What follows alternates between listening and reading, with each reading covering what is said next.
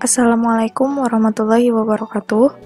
Kami dari kelompok tugas besar sistem pendukung keputusan yang beranggotakan 4 orang, yaitu M. Irhas Furqon, Dresalia Puji Lestari, Muhammad Taufik, dan saya sendiri Sally Lutfiani. Dalam tugas besar kali ini, kami membuat sebuah aplikasi, yaitu aplikasi perankingan dari perbandingan pilihan kos Banjarbaru dengan metode SAW berbasis web. Untuk demo programnya sebagai berikut. Saya Dresalia Lestari di sini akan menjelaskan cara menambahkan kos baru. Di sini saya sebagai pemilik kos. Di sini pertama-tama kita harus regis dulu terlebih dahulu. Kita masukkan nama lengkap, kemudian username, passwordnya, kemudian regis. Terus kita login.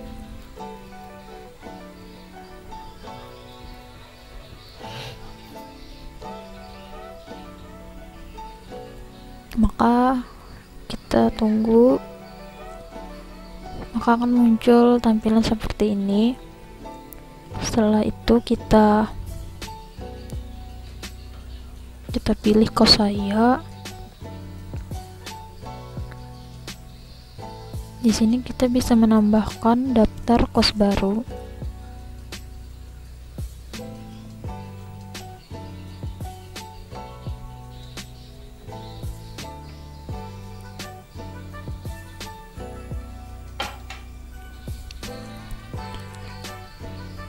Kita masukkan foto kosnya, kemudian nama kos, alamatnya,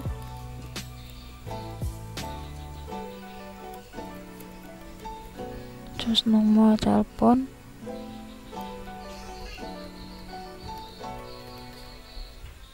harga per bulannya,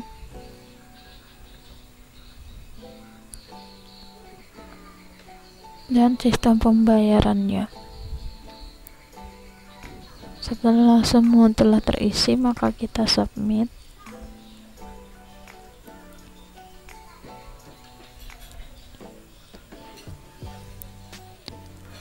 Di sini kita tidak bisa menambahkan aksinya karena belum disetujui oleh admin. Untuk menambahkan aksinya kita harus menunggu persetujuan oleh admin.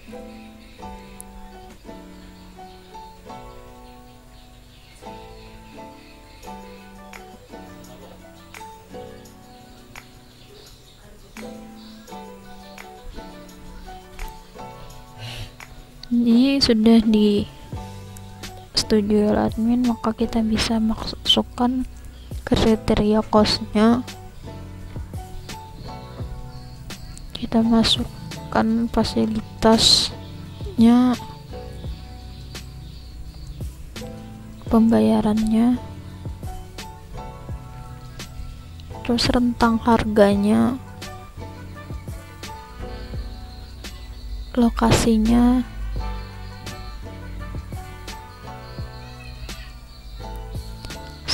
setelah semuanya terisi, kemudian kita simpan.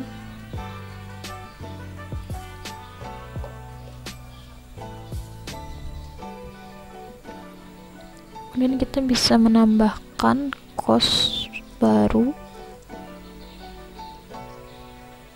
seperti yang tadi.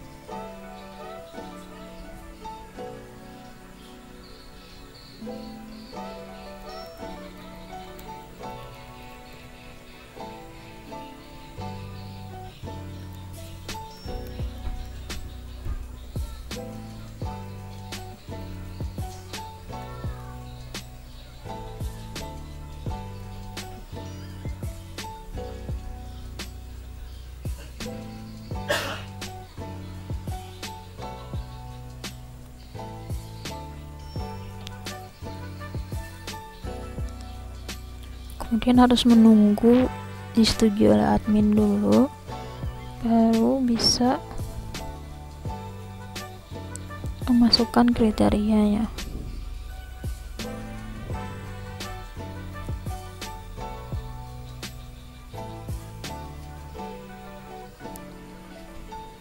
Di sini kita dapat mengedit cost-nya.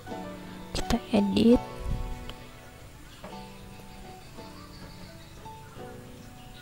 Kita masukkan fotonya tadi. Terus kita ganti rentang harganya.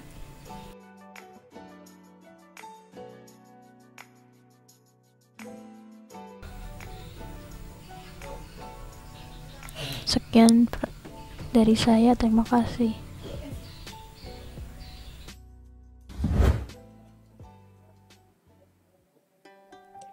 Baik, di sini saya akan menjelaskan sebagai admin. Pertama kita login dulu.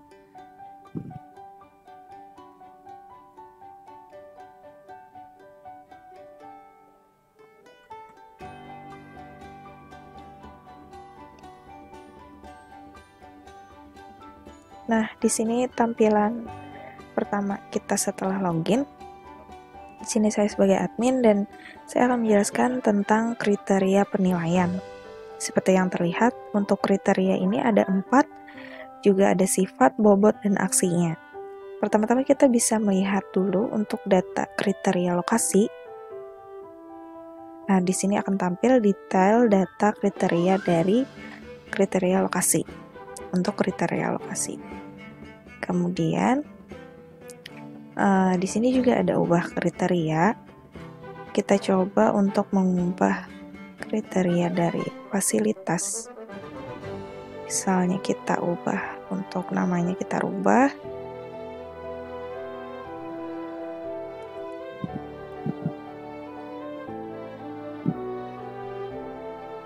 Kemudian sifatnya ada benefit dengan cost, kita tetap pakai benefit. Kemudian bobotnya kita ubah menjadi 5. Kemudian kita simpan. Nah, maka data akan terubah seperti yang kita edit tadi. Di sini juga ada ubah item kriteria. Sini ubah item kriteria itu mengubah tentang detail dari kriterianya seperti ini.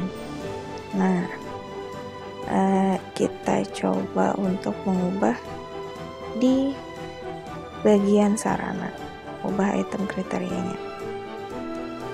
Nah, di sini seperti yang terlihat, item kriterianya itu ada 5. Ada 5 item dengan value-nya juga 1 sampai 5.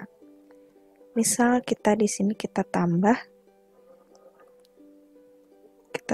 fasilitasnya dengan TV, dengan value-nya juga tetap untuk kriteria 4. Kemudian kita simpan. Nah, setelah kita simpan, kemudian kita lihat kembali datanya yang sudah kita ubah. Nah, maka akan bertambah di sini. Datanya sudah terubah dan tersimpan. Nah, di sini juga ada fitur hapus. Di sini untuk menghapus dari data, semua data, misal kita menghapus lokasi, maka semua data dari lokasi ini akan terhapus. Untuk yang lainnya juga sama, juga bisa dilihat seperti yang terlihat. Detail kriteria untuk pembayaran.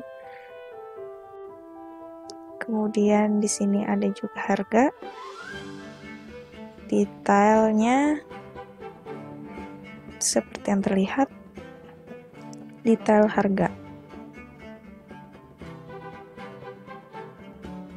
Untuk pembayaran pun juga kita bisa kita ubah item kriterianya. Misal di sini per 4 bulan. Per 4 bulan. Simpan. Nah, kita lihat datanya. maka tersimpan. Seperti yang kita edit tadi, per 4 bulan yang awalnya 5, jadi 4 bulan.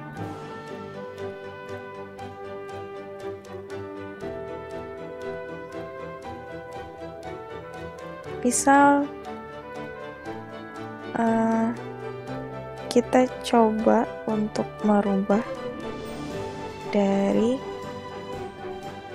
kriteria pembayaran ini, ubah sifatnya dari benefit ke cost. Kita coba rubah, lalu kita simpan.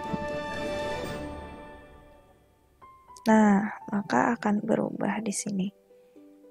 Sudah tersimpan. Lalu kita lihat. Untuk detailnya juga sifatnya berubah menjadi cost. Nah, mungkin itu saja yang saya jelaskan. Sekian dari saya. Assalamualaikum warahmatullahi wabarakatuh. Perkenalkan, saya Muhammad Rafiq. Di sini saya akan berperan sebagai admin. Jadi kita langsung masuk saja. Tapi karena saya sudah ada akunnya, jadi langsung saja. Nah, apabila sudah masuk akan dapat tampilan seperti ini. Tapi saya akan mereview pada bagian data cost. Atau kita bisa juga ketik di sini, cari cost/cost. Nah, pada menu ini terdapat data-data cost yang sudah diinput atau ingin diinput. Jadi, apabila pemilik cost ingin mengajukan costnya untuk terdaftar di program ini, mereka harus memberikan nilai terhadap fasilitas-fasilitas yang ada di cost mereka, lalu diajukan ke sini, dan dari kami pihak admin akan menyetujui atau tidaknya ajuan dari mereka itu. Nah, di sini terdapat 10 data cost, yang dimana data ke-10, Kos Putra Pak Sumardi, pada bagian aksi terdapat button aktifkan nilai kos, yang berarti kos ini penilaiannya baru diajukan oleh pemilik kosnya. Kita coba saja untuk menyetujuinya. Kita klik saja aktifkan nilai kos.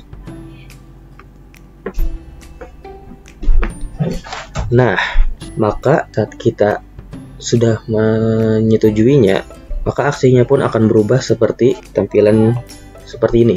Lalu kita bisa mencoba pada button lihat nilai kos ini. Kita coba untuk kos Borneo saja. Kita lihat nilai kos, kita klik. Nah, maka akan muncul detail nilai dari kos Borneo tadi. Di sini kita bisa melihat kriteria atau penilaian dari pemilik kos akan fasilitas yang ada pada, bukan fasilitas saja sih, tapi nilai-nilai yang memberikan rating bahwa kosnya ini bagus atau tidaknya. Di sini ada fasilitas di mana kriterianya ada kamar mandi dalam plus tempat tidur yang bernilai 2. Lalu ada pembayaran, bisa bayar per 3 bulan, dan ada juga harga. Di sini untuk kos Borneo harganya 700 sampai 800 ribu rupiah. Dan di sini ada lokasi dan sub kriterianya dekat kampus plus tempat makan plus tempat ibadah plus laundry plus minimarket bernilai 5. Nah, jadi saya ingin menjelaskan sedikit bagaimana penilaiannya. Penilaiannya ini ada rumusnya tersendiri. Contohnya saja untuk lokasi. Nah, bisa dilihat untuk penilaian lokasi seperti ini. Apabila cuma dekat kampus aja, value-nya maka cuma 1. Apabila dia dekat kampus plus tempat makan jadinya 2. Apabila dekat kampus plus tempat makan plus tempat ibadah, atau ada berdekatan dengan 2 tempat yang mendukung, value-nya 3. Untuk berada dekat dengan 3 fasilitas tempat, value-nya 4. Dan untuk dekat dengan 4 fasilitas atau lebih, value-nya 5. Oke, kita kembali lagi. Nah, tadi kita sudah melihat pada button lihat nilai kos. Sekarang kita coba melakukan aksi untuk memblokir kos. Jadi kita coba aja. Contohnya kos teratai ini akan saya blokir. Nah, saat saya sudah memblokir tadi, di urutan nomor 2 tadi kosnya, dan sekarang kosnya udah hilang. Dan data kos yang kita blokir tadi akan terpindah ke bagian daftar blokir ini. Coba kita buka. Nah, tadi saya memblokir kos teratai, dan ini datanya sudah masuk ke dalam. Dan apabila kita ingin membuka blokirnya, kita tinggal mengklik pada button aksinya, buka blokir. Kita coba. Nah, maka akan masuk kembali, dan persetujuannya untuk aktifkan nilai kosnya aktif lagi, dan untuk kita ACC lagi tinggal kita klik aja lagi kembali. Dan akhirnya kos teratai sudah tersetujui untuk penilaian kosnya. Untuk penjelasan saya cukup sekian. Untuk penjelasan selanjutnya dipersilahkan. Baiklah, selanjutnya saya akan menjelaskan tentang metode SAW yang diterapkan dalam website cari kos ini. Nah, untuk pengunjung itu sendiri dapat menentukan pilihan berdasarkan perankingan yang dibuat oleh perbandingan dari metode SAW tersebut. Pengunjung dapat memilih kos mana yang dia bingungkan lah gitu kan.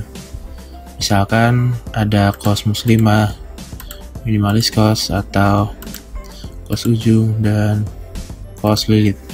Nah, kemudian bandingkan kos yang akan membuka halaman compare.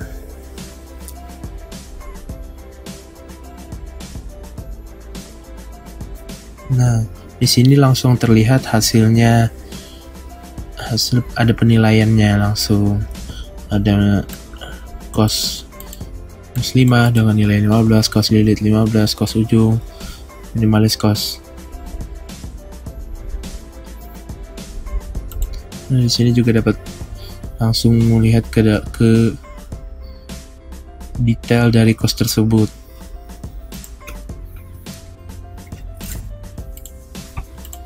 Nah, untuk metode SAW-nya sendiri, di sini alurnya adalah input di sini, mengambil input dari sini, kemudian dimasukkan ke dalam session yang akan dihitung, yang akan menghitung perbandingan dari keempat kos ini berdasarkan kriteria dari kos-kos tersebut. Seperti yang sudah dijelaskan sebelumnya, kriteria ada beberapa kriteria seperti lokasi, fasilitas, pembayaran, sistem pembayaran.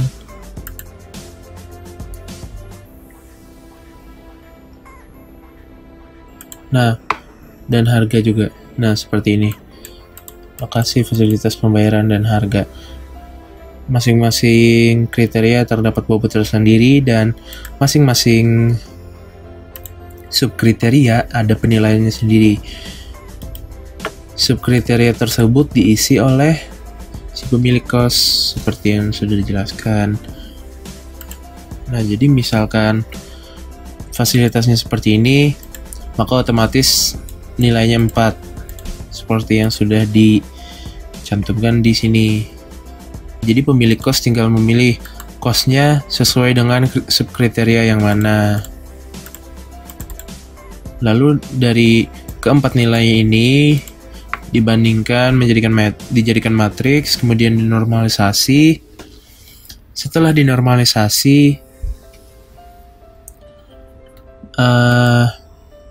nilai dari keempat kos ini untuk kriteria fasilitas dibandingkan dengan pembobotan di kriteria lokasi.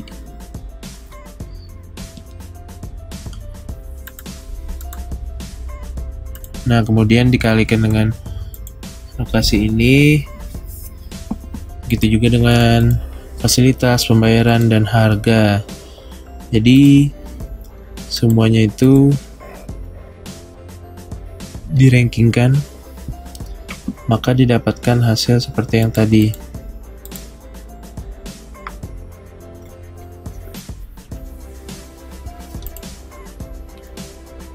Nah, ada nilainya.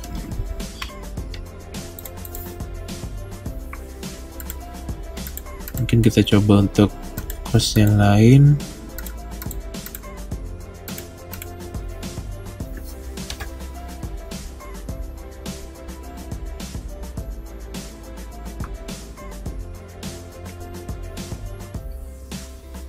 Nah, untuk nilai itu sendiri akan terjadi perubahan tergantung dari nilai-nilai subkriteria yang lain.